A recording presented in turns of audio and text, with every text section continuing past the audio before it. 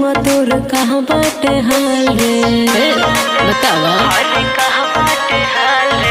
हो गइल शादी मरद मिलल बाबा वाल रे बोलो रे जनुआ तोर कहाँ बाटे हाल रे कि तोर पतो नइखे चलत कोई साल से बोला दिलवा से गइलू निकाल के देखो लाइन लगैले बनी माल के। अच्छा ई बात बा दिलवा से गइलू निकाल के देखो लाइन लगैले बनी माल के। ऐसन का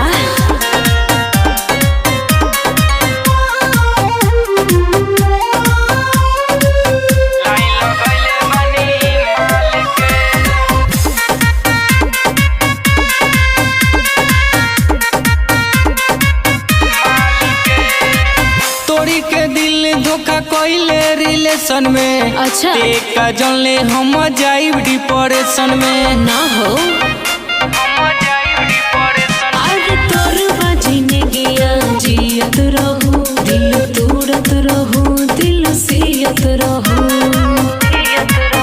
ते तो मिलल बड़े कई साल पे बोल दिलवा से गइलू निकाल के देखो लाइन लगैले बनी माल के। हनु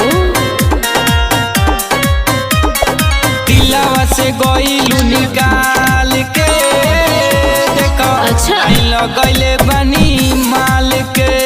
ठीक है बा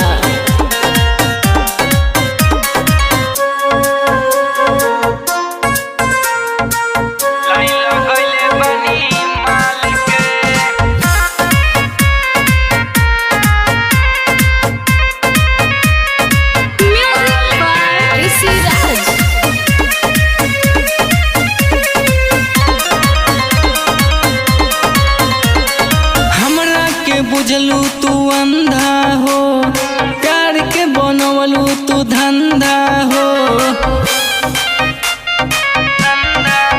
हम बदलनी तो तू बदल गईला हो योगिया जे छोड़ा के हाथ चल गईला हो जवाब दिहलो न हमारा सवाल के काहे हो दिलवा से गइलू निकाल के लाइन लगैले बनी माल के। अच्छा दिलवा से गइलू निकाल के देखो लाइन लगैले बनी माल के। हाँ एही रहन पता के छोड़ले रहनी जा नंदिनी रिकॉर्डिंग स्टूडियो दिल्ली।